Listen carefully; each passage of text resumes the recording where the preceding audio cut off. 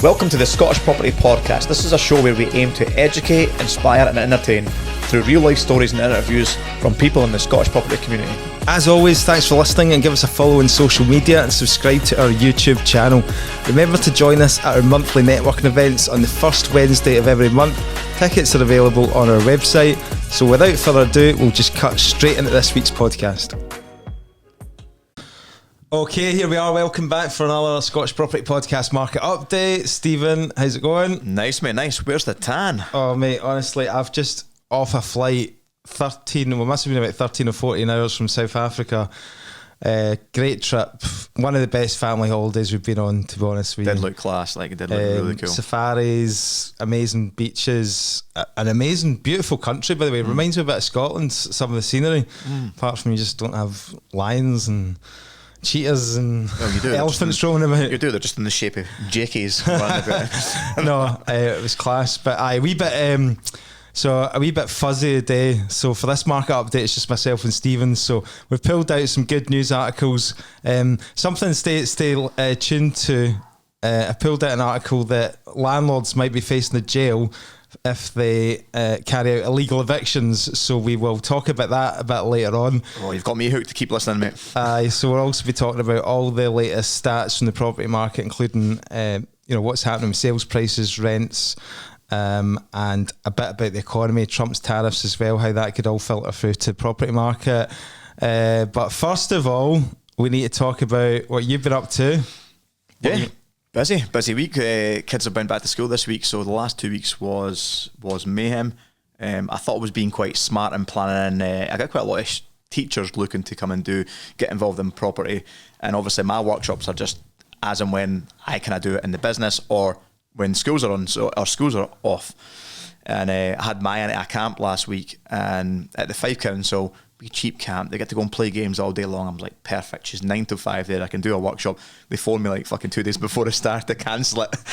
So last week was a pain to try and juggle that hard, the workshop. So good, and now just preparing for my 2-day event up in Glasgow for people starting out and want to get more information starting out. So that's the 10th and 11th of May. So yeah, full on the now. Nice catch up. We're following your wee updates on your new project as well on Instagram. My name's Stephen Clark. I'm a property coach and investor from Scotland. Well, I've been told that I need a slogan that helps the algorithm keep picking up the same stuff, but it's not. I know you're a fucking coach and property investor by now. It's not working. No, they're good updates. I like it. Do you know what? Content. They're educational ones, and I hadn't it's quite hard to keep up to date with the projects that were going on because they're in Dundee or Aberdeen or Kilmarnock, wherever the fuck they are. It's the ones really, really local to me. It's like I drive past it to go to school, to go to the office, come back to the office, it's just there. So I thought, well, take advantage of it and try and do a little bit of educational content, so you almost show each stage of the renovation as it goes through. But it's hard to try and actually remember and get about the content. You're just trying to, I better order that, I better design that, I better fix that, and then the girls will be like, oh, did you record that? Did you put that? Did you go on site and say that? So I'm like, oh shit. So it's all, the social media content is almost that afterthought of the property businesses that we run. So it's quite nice to try and have a little bit of focus on it and try and put something out there that people can follow. And I'm surprised you're getting your windows from C.R. Smith. Were they competitive, eh? Phenomenal deal, mate. Really? Phenomenal, aye. Just over $4,000 for the 9 windows and 2 doors. I just thought, because they're a big company, I thought they would have been extortionate, but there you go.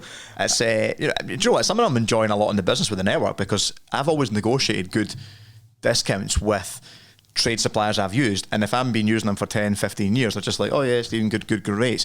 Now I'm going in and going, there's 200 investors in our community. It's not just me buying. I'm buying fucking 10 this year, but you and Dudden's buying 50 this year, and like there's just people in the group that's just growing. Peter Toy that we have on the podcast, I mean, it's going to maybe 20 a year, so there's so many investors in this group that's like, so I now I can go in and go, yeah, we're not wanting trade discount, we're wanting home builder discount, we're wanting what the Cala get, what the Taylor Wimpey get, we want these kind of discounts. So that's been quite handy. So if you want to follow a real life renovation from start to finish, go on Stephen's Instagram, see what he's up to. So this one's going to be... Please give me some engagement, because it is so fucking boring. Like, you have to do an update on a roof or an update on electrics or a rewire. It's like, how do you make that content interesting? I'm like... Nah, but see, you think that it's boring because you've been doing it for so many years, right? So it's boring to you. It's not boring to people who are just starting out and don't have a clue about cost, don't have a clue about how to put together a renovation. So absolutely not boring.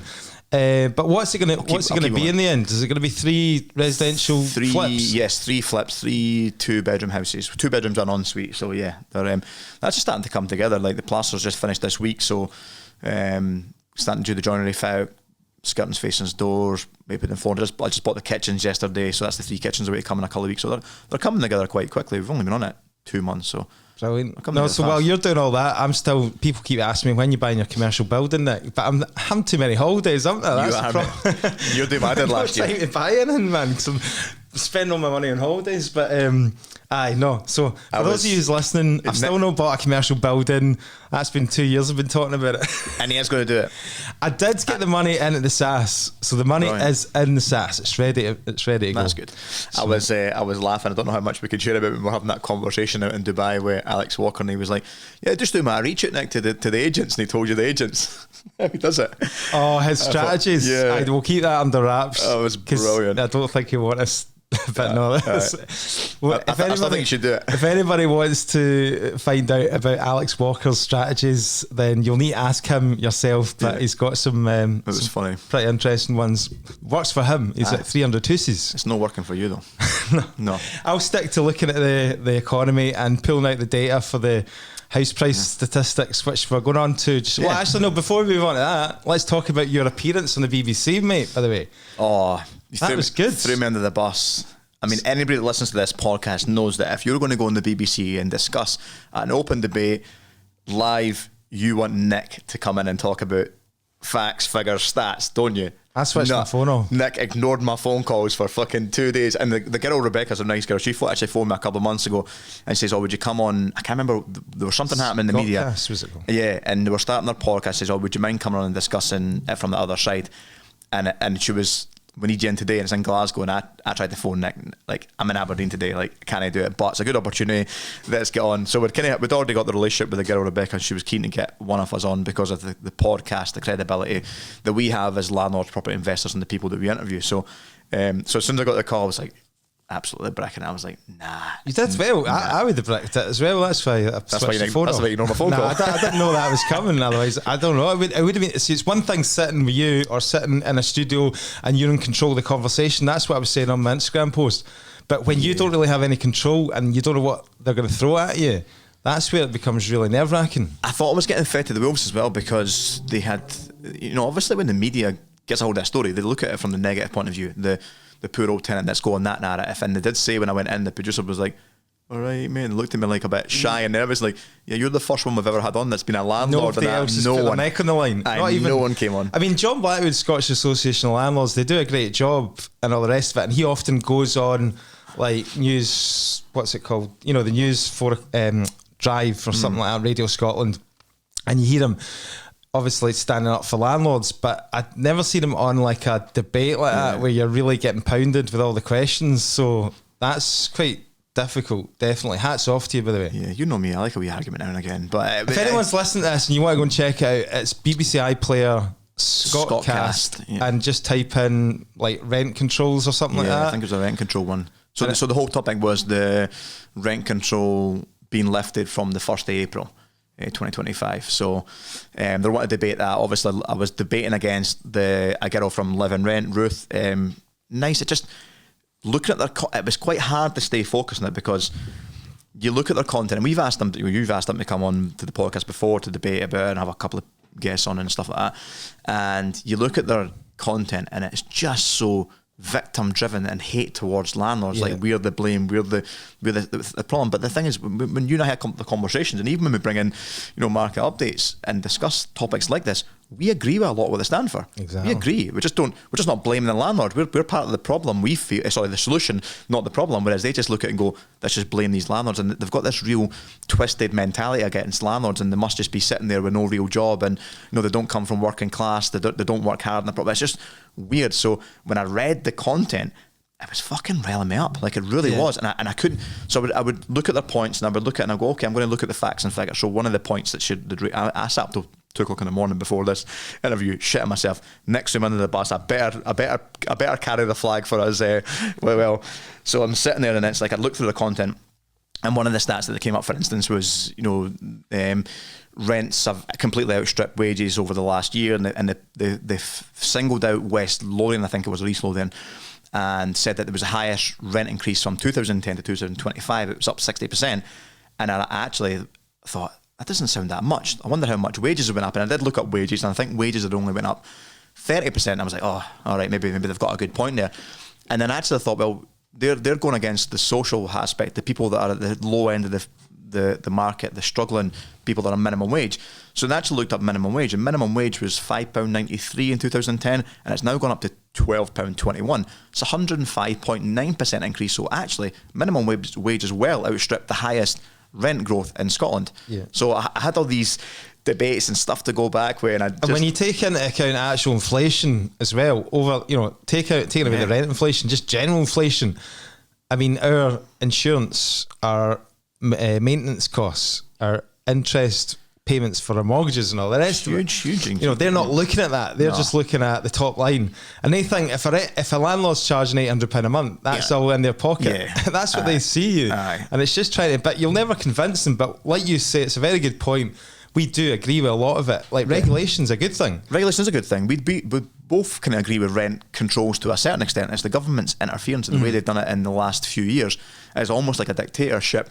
They've slapped rules, regulations against us, and it's been immediate. No what discussion. Happens in any market is when things are controlled, it creates a bit of uncertainty like that. And with uncertainty, people start panicking, and it's not good for any market. No, and we saw that 2 or 3 years ago when rents did go up, 15 to 30% in a year. It was crazy, but people panicked back out. So yeah, we do agree with it, and it ultimately comes down to the government's failing to hit their targets by building more houses, and even the stats you were talking about as well earlier about the social housing. There's so many thousands of empty social housing that they've got in their stock that they're not even putting out there when there's so many thousands of people on the waiting list, and emergency accommodation in hotels, and I think there's like 103,000 of them are kids as well, like throughout Scotland. So it's a really, really sad state of affairs, and we feel like we're kind of part of that solution by providing good quality accommodation. And because I believe in what we do, and every guest that we bring on this podcast, I mean, we do enough research on them to know that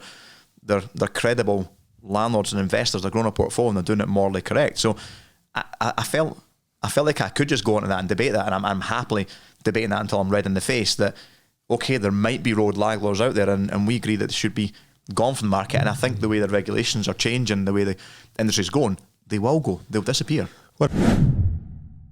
Let's take a quick break, guys, from today's show to talk about selling your property with Prime Property Auctions. Now, myself and Stephen have both used John and Lewis from Prime in the past, and we can personally vouch for their service. They sell vacant and tenanted property, and you get to control the minimum reserve price so that you're not selling your property for peanuts. They pay for all the stuff like photos, videos, and all the marketing stuff up front, so you're not paying anything from the start, and it's a no sale, no fee. So if you want to check out Prime Property Auctions, then get across to the link on the show notes and speak to the guys. Another interesting point to come out as well, she was basically pointing the blame at rent increases being one of the single most factors in the cost of living crisis, and how that was basically a landlord's fault for raising the rents.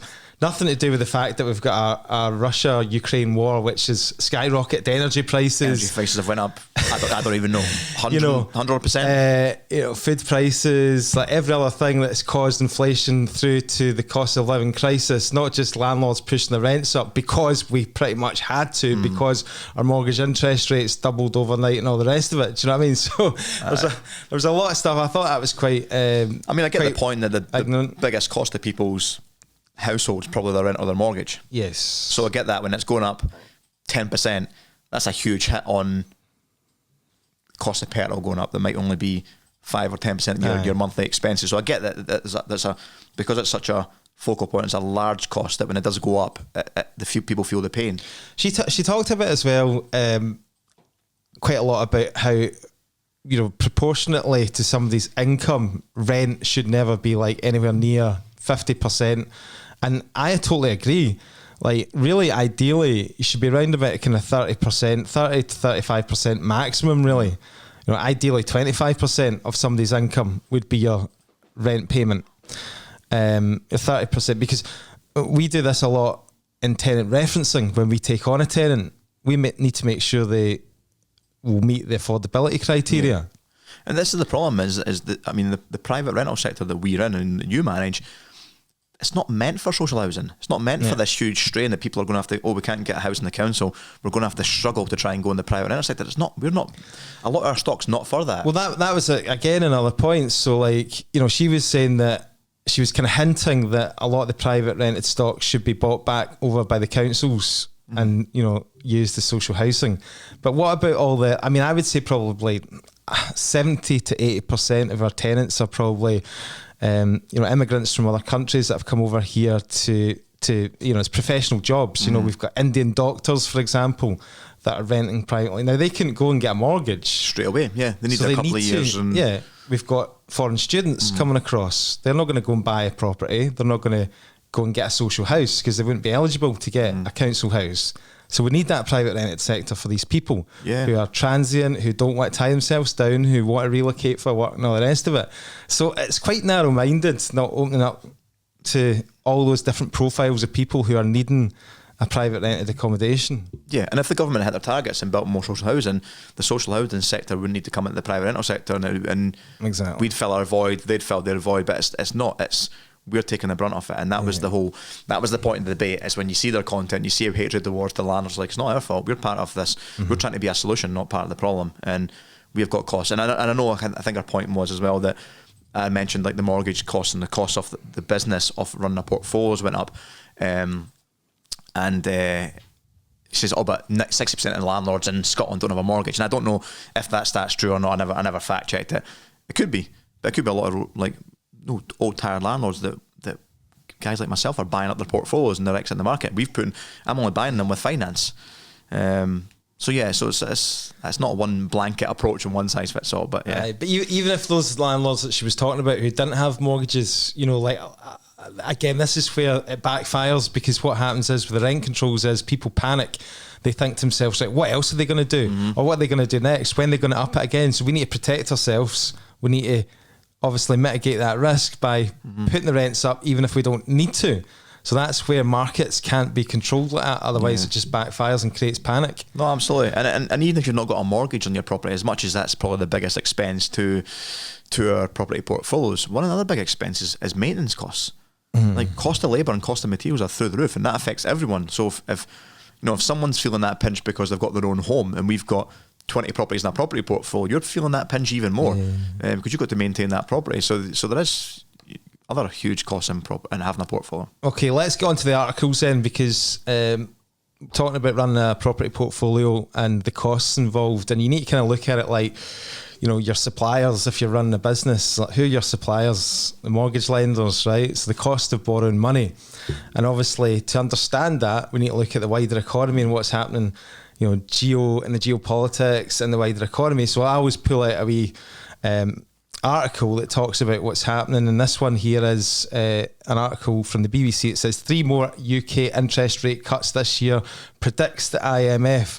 So the IMF is the International Monetary Fund, which is a group of countries, and they've got, like, the top economists working for them, right? So, a lot of people say, I don't read the news and all the rest of it, but these are people who are highly educated in their field. So, maybe we should listen to them about some of their predictions. They're not always going to be right, but, they do obviously know what they're talking about.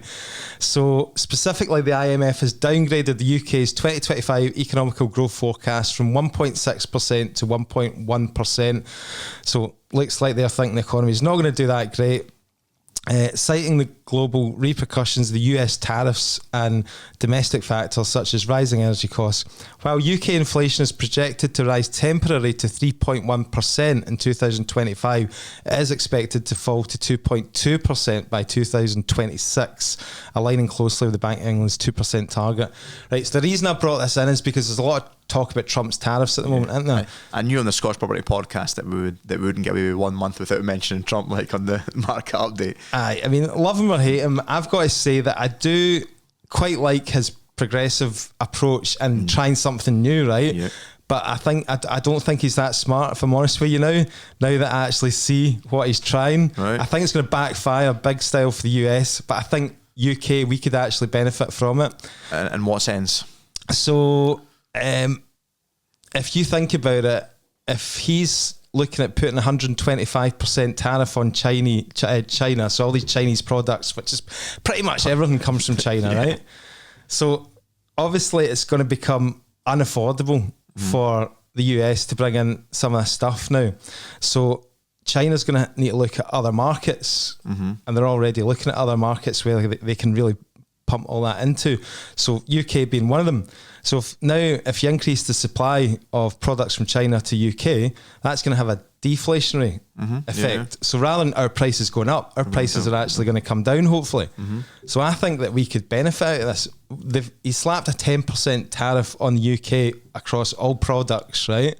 So a 10% is not really that scary. I think industries like whiskey industry and all that will still feel the pinch a little bit, but they will a little bit. But and then I think it's 15% of total UK exports go to US. So it is quite a slice, but it's not massive, absolutely massive.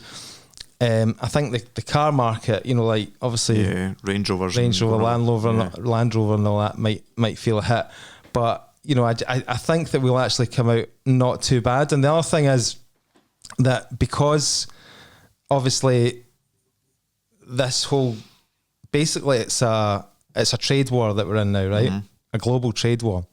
That will have a short-term effect on the economy, right? No doubt. That's why they've just downgraded the UK growth forecast. But because there's that pressure now in the economy, the Bank of England are going to feel the pressure to keep interest rates lower. So Bank of England base rate, we're at 4.5%, right? Now, they've already predicted that there's going to be another 3 cuts this year. So if we continue on the 0.25% cuts that we've been going on, 3.75 by the end of the year. Yeah, we'll now be at 3.75 by the end of the year now, and they'll be under pressure to keep those interest rates low. The reason why they need to keep the rates low is because growth is just hovering round about the 0 to 1%. So it's very low growth, bordering on that recession. So they need to keep the rates low to stimulate the economy, to encourage businesses to lend and reinvest. And that's why I think that we'll be all right. Nice, aye. And I suppose it comes back to, like you said earlier, the biggest cost of our portfolios is going to be finance costs. So if people are coming up for renewing mortgages and we're looking at lower interest rates, and that's a good thing for us. Yeah, so look out for the next Bank of England interest rate decision, which is on the Thursday, the 8th of May. And we're expecting a 0.25% rate cut from 4.5% to 4.25%. We'll see if that pans out. But it is an interesting time. There's definitely a lot of uncertainty around global financial markets at the moment. I noticed my stocks and shares plummeting.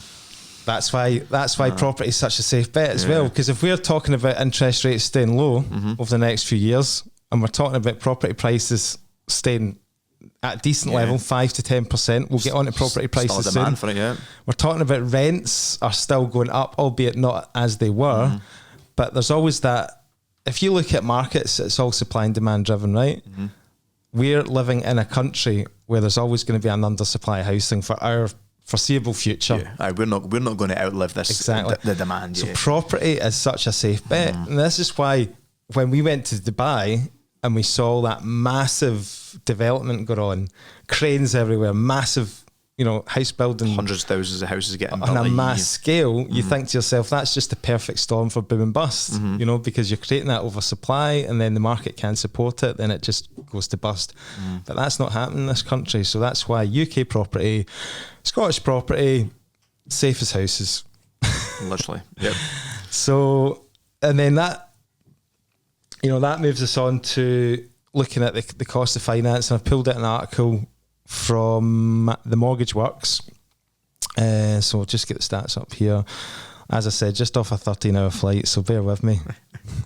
Well, looking at quite often we get the mortgage advisors on saying, don't look at the Bank of England base rate, you need to look at the swap rates. So just reading out the swap rates for listeners as well, which you should keep an eye on, which gives you that kind of like predictable what forecast, our mortgage lender's going to do, because they're looking at that for their own rates.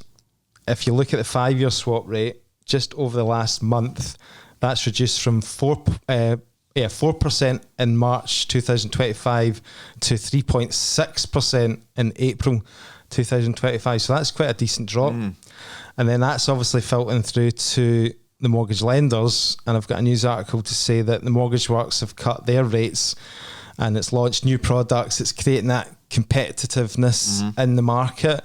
And they've launched a new cashback mortgage range for limited companies. So I'll just read you out a couple of stats here. I picked one out, which was a 5-year rate. Now, everyone talks about you need to watch for these headline rates because a lot of them have got all these big fees attached to them. But if I take the no fee with the Mortgage Works, a 5-year fixed rate, no fee, available up to 75% LTV, 5.69%. 5.69% is a good rate. It's pretty good, decent, for a limited company mortgage. Yeah, I don't know why. See, to be honest with you, I don't know why they bother having so many products on personal buy-to-lets now. Surely that's got to be a market that's shrinking all the time. Nobody's buying personal buy-to-let anymore. And then you think to yourself, see the stats on that actually. If any lenders could provide you the details on that, because that's got to be a lot. Why is? But a question I want to ask that I don't know the answer to really is, why is there such a big difference in rates as well? I don't know, but do you know what's interesting as well? Like all our market updates on the podcast networking events, like all the mortgage brokers do give the options of personal name and buy to let limited company, and you think, why are you even sharing the personal name? Because surely, because you can get a personal name buy to let fixed for like in the 4%. But in the limited company, you're mid, so you can get mid fours. So what that 1% difference? What's the added risk? Yeah, I don't understand why. The limited company mortgages holder is still signing a personal guarantee for the mortgage. Aye. So surely it's exactly the same. Interesting to find that one out. Somebody's going to be able to answer that. Yeah. That's listening. Let us know. Give us a comment if you know what the answer to that is. I understand like a smaller difference, but not that huge difference. But yeah, personal buy-to-let mortgages, a thing of the past. Maybe people in their portfolio that have got historic properties in their own name. But not if you're currently actively investing now. Yeah. It's really scaling a decent portfolio. 6+. You're right though. We're so moved on from that since when was it? George Osborne in 2016, 17. So we're almost 10 years approaching that point where the tweak, the change was made. Yeah, mind you, I guess speak to your mortgage broker because not everybody's limited company is going to be for them. Speak to your tax advisor because if you don't have any other income and you've still got a portfolio, then you might actually be better off having a few in your own name, personal name. So it's just we often think within our own kind of circles. Yeah, I suppose people are interviewing a lot of the time as well. It's just it's not going to apply to everybody. Okay, so moving on to the house price data then. So this is the Scottish Price Index for the Land Registry data up to February 2025, and let me just check what it's saying. So average property price in Scotland 186,000, annual house price increase, we're up 5.7% over the last 12 months. Again, that's a decent chugging along at a nice, if you've got assets and you're making on the rental income and you're getting a plus 5% growth. Aye, it's good growth. Like you say, your stocks and shares have taken a absolute dipped 8% quickly. Exactly. And we're looking at the top performing areas. So East Ren plus 10.6%. I don't think many people probably be investing in East Ren because East Renfrewshire is like kind of high end areas like where Mark Shanter stays and stuff like that, up in the Giffnick, the rich boys, Newton Mearns and all that. So that's more on residential homes and stuff like that. I'm seeing that increase. Fife plus 10.4%. Good news for yourself, Stephen. Where you've got those 3 flips coming on the market. So that, I presume what are going to be your end buyer for those ones? Well, Dunfermline actually saw the biggest growth I think in Scotland last year. I think it was 10.8. Well, Dunfermline's Fife, right? Aye. So hopefully that's Fife. But that's the thing with Fife. It's such a flipping weird place because you can hit Dunfermline's getting decent growth, and then the other end St Andrews an hour away. But you got I don't know, shit in the middle like Meth or Leaving. That's not going to get that good growth. But who's your end market for these 3 flips? Downsizers, first time buyers. Are they going? Would you say 2 bedroom? You say 2 bedrooms and an ensuite. So downsizers, first time buyers, maybe retired. Yes, possibly. kind of semi-rural, right on the outskirts of Dunfermline, looking over they look over the Forth Road bridges, the 3 bridges as well. So it's a cracking location. They all come with hot tubs included. I wish. That'd be cool. I scrimped on the log burning stoves. Hot tub staging. You could do hut tub staging, couldn't that's you? a good point. Somebody needs to do that. Yeah. Just come on, Michelle Wales. Come on, your brother. I did that with my brother. A new business. Yeah, that's a good point. Actually, there's selling that. We pop up landscaping back gardens with a hot tub and just crane it in. Right, there you go. Right, and then you've got your areas, worst performing areas, Aberdeenshire, negative 2.4%. Mind you, that's not a city of Aberdeen. Right. So you've got Aberdeenshire and City of Aberdeen. Right. City of Aberdeen, I think's up. Oh no, surely not. So it depends. You'll be City of Aberdeen, your portfolio. City. Yeah. Aye. City of Dundee, down negative 1%, which I'm surprised at because everyone talking Dundee up. That's quite surprising. I don't know what's happening in Dundee. A lot of growth, a lot of infrastructure, a lot of money getting put in Dundee over the last. Is it the Eden Garden project, and then the V&A about 8 or 9 years ago. So there's a lot of money getting put into the city centre. Buyer insights: first time buyers are up 5.3% over the year. That will all come down to the falling interest rates and stabilising interest rates. And again, that has that impact on the rental market because you've got more renters now leaving the market, and obviously that's why we've seen a bit of a stabilisation in rents as well, not these crazy increases, which we'll come on to a little bit. And everything's in the positive in terms of the amount of movement. Some estate agents reporting that it's a little bit slow, but it depends who you speak to, right? Yeah, we've had that conversation before. When it comes to sales and lends, it really depends who you're speaking to and how they glass half empty or glass half full. Depends where you are in the country as well. This is kind of general stats. Right, okay, so moving on to rental data. So I pulled out the ONS rental data, which is the government official stats, so not your Zoopla, Rightmove or anything like that, but they will take their data from advertised rents. What was the other one that you pulled? Was it CityLets usually pull data from that? CityLets, but they only release every quarter, so every 3 months, so you can't get that every month for the market update. But this is the ONS. But mainly, again, they concentrate a lot of on the UK stuff, so I've tried to pull out just the Scottish specific stuff. And I'll give you the UK. Over the UK, rents are up 7.7% on an annual basis. Scotland specific rents are up 5.7% from the previous year. But I would say in Glasgow, it's more like if you look at specific cities, again, they're all going to change. But in Glasgow, I would say it's more like about 2% or something like that. There's definitely been a calming down, a cooling off. Aye, in certain areas, we've actually had to drop rents compared to what we were getting last. In certain areas of the city. Yeah, we did the same in Aberdeen. Actually, just recently, dropped a couple of rents to get them moving. Aye, it's interesting. But then I don't know if that's me being looking at it in that with that lens that. You look at the government stopped interfering, they've allowed it to happen, and look what happens, just stabilise it, just does what it needs to do. The market will correct itself. Because if you think about it, the rent's going up 12 to 15%. That's not sustainable. Never sustainable. Because it can only increase with what people are earning or what people can afford. So if wages are only going up 5 to 6%, there's no way that rents can keep going up. So eventually it does all work out. Yeah, no, I agree. So just having another look here, I don't think there's much else really to report apart from obviously I've spoken to other letting agents across the country and they are experiencing a lot more supply in the market, so a lot more options for tenants and obviously less demand. A lot of that coming from a decline in foreign students. Foreign students are right down because of changes in the visas. And you mentioned a stat earlier as well about the landlords. Has that got anything to do with it? Yeah, so I'll bring that in a little bit later because you can't interrupt my flow. Should I go back to foreign students? Sorry, no. So that's on the rents, but the thing about let me pull up I can go into that. So Scottish landlord numbers. This is interesting. Again, this is government data. So Scottish landlord numbers fall.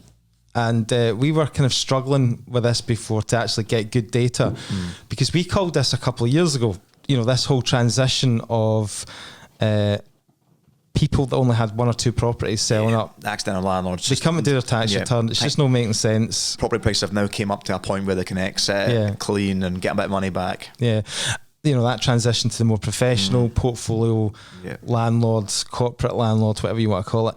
So to read you out the stat, there were 1,000 fewer landlords in Scotland between August 2024 and February 2025. So we've lost 1,000 landlords out of the private rented sector, dropping from 237,717 to 236,737.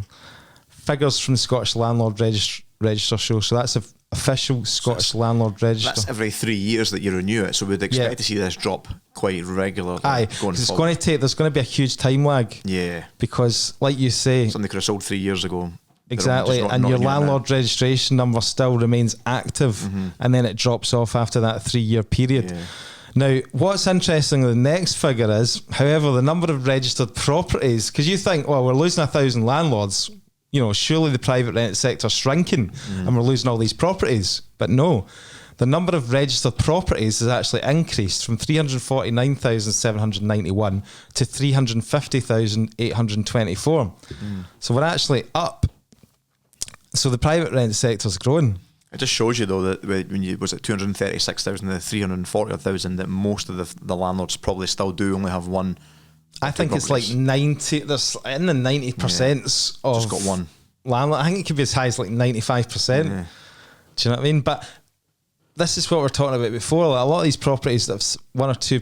A lot of these landlords that have got one or two properties. They're not. We're not losing those rented properties. No. A lot of them will be retained. They're getting bought by somebody that's investing in that into their portfolio. Investors and commercial landlords or portfolio landlords, like we say. So I thought that was worthwhile. Yeah, it's a really good stat, Yeah, because we hear a lot about, private rent sector's dead, you know, landlords fleeing the market, and the media narrative, when you read these headlines, is that industry's dead, you know, that private rent sector's not worth investing in anymore. But then you look at the number of properties actually growing, well, somebody's seen the value somewhere. Yeah, you know, and it's most of us and our clients and our circles. Yeah. So it's community.